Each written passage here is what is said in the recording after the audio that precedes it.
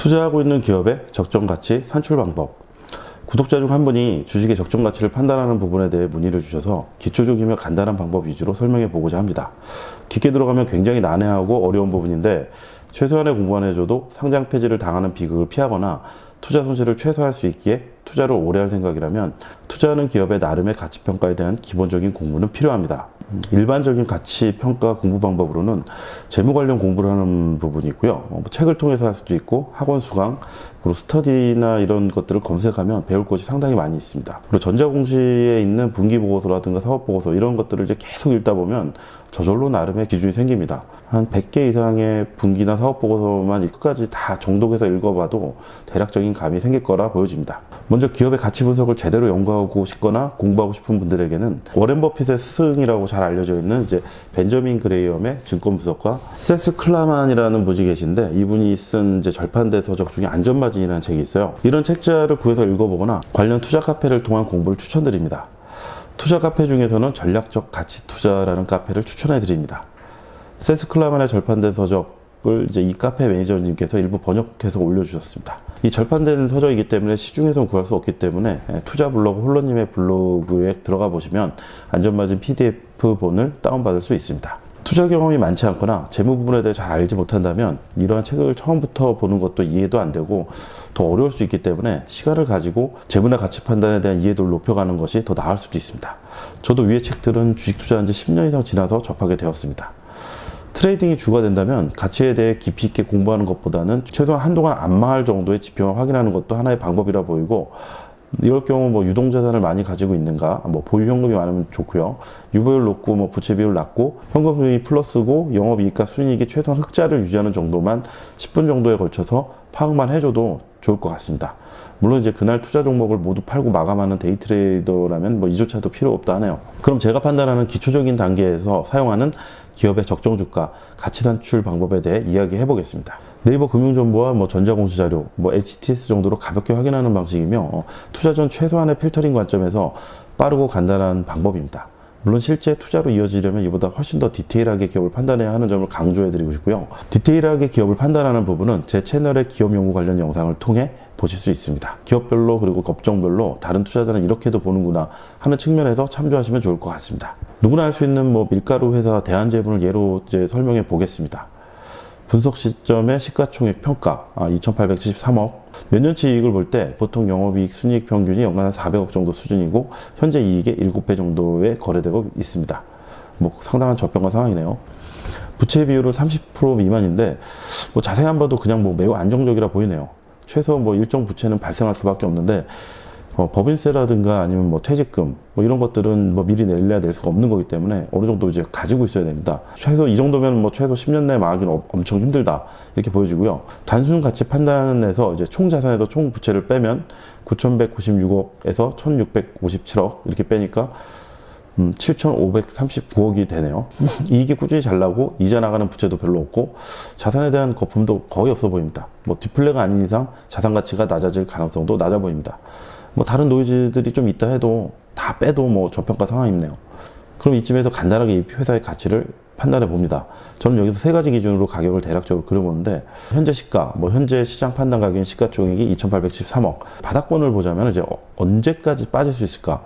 근데 이제 뭐 시총 2,000억까지는 빠질 수도 있을 것 같네요. 뭐 금융위기가 올 경우에는 환율이 하락하고 이익이 급감할 수 있는 가능성이 있기 때문에 2,000억 정도까지 빠질 수 있다. 제 나름대로 이렇게 판단을 한번 해보고 그 이하의 하락장은 이제 뭐 2,000억에서 3,000억 내외 정도 사이면 하락장에서의 가치가 그 정도 사이에서 평가를 받을 수 있겠다. 그렇게 추정을 해보고요.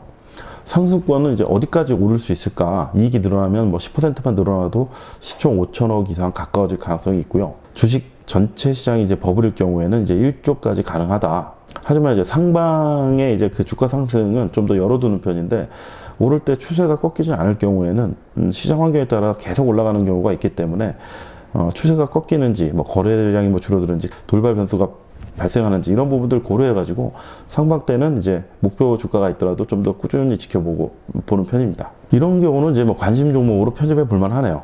그러면은 이제 다음으로 이 회사가 주가가 안 오른지 이유에 대해서 좀 생각을 해봐야 되는데 앞으로 뭐 실적이 안 좋아질 가능성이 있을 경우에 주가는 오르지 않습니다.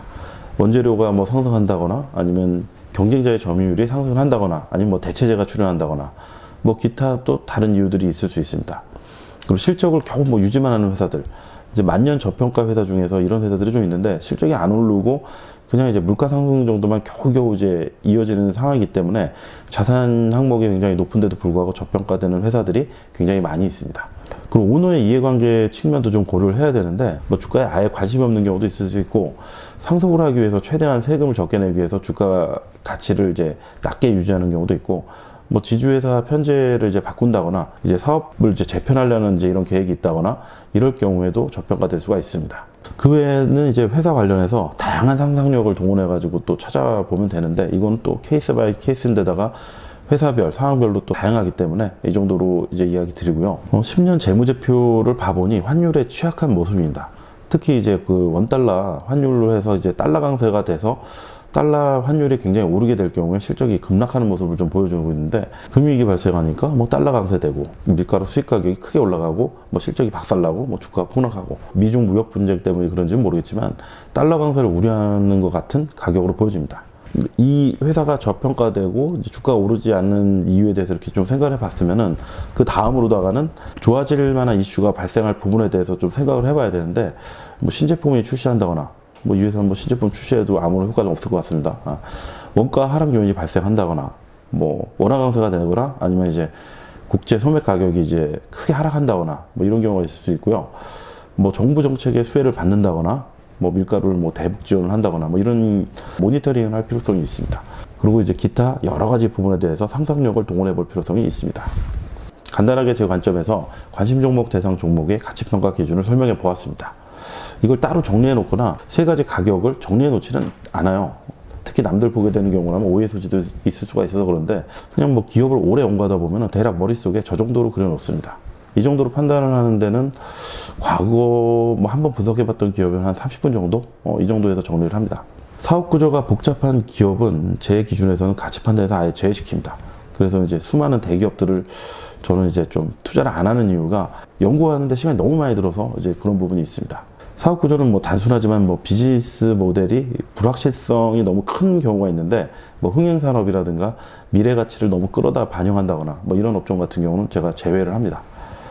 관심 종목에서 뭐 실제 투자 대상으로 보고 연구하거나 투자하게 될 경우에는 최소 100시간 이상의 제 나름대로의 투자 기업에 대한 다양한 관점에서 연구를 추가로 합니다. 뭐 이 정도로 요약해서 설명해 보고요. 마지막으로 세스클라만의 안전마진 중 제8장 밸류에이션의 기술을 항목만 나열해 보고 밸류에이션 평가의 결론 부분을 이야기하며 마무리 짓겠습니다. 안전마진 책 중 8장 밸류에이션의 기술, 가치의 범위, 기업가치 밸류에이션, 현재가치 분석과 미래 현금 흐름 예측의 어려움, 할인율의 선택, 기업인수가치법, 청산가치법, 시장가치법, 밸류에이션 방법 고르기, 시장가격과 기초자산 가치의 재기적인 관계, 에스코 전기 사례, 전통적인 밸류에이션 도구들, 이익, 장부가치, 배당, 결론. 밸류에이션은 부정확하고 불확실한 결과를 낳는 복잡한 과정이다. 많은 기업들이 너무 다양한 사업을 영위할 뿐 아니라 이해하기 어렵기 때문에 쉽게 가치평가하기가 어렵다. 몇몇 투자자들은 미지의 세계로 여행을 떠나듯이 가치 투자에 요구되는 훈련과 인내심 없이 이러한 기업들을 매수하곤 한다. 투자자들은 장기적으로 좋은 성과를 내기 위해서는 모든 공에 스윙할 필요가 없다는 사실을 기억해야만 한다. 그러면 의심할 여지 없이 좋은 성과니 투자자의 성과를 좋게 만든다. 가치평가할 수 없는 기업들이 있는가 하면 가치평가가 가능한 다른 많은 기업들도 존재한다. 자신이 아는 것에만 한정하는 투자자들은 그렇게 하는 것이 어려운 만큼 다른 사람들보다 상당한 이점을 가지게 된다.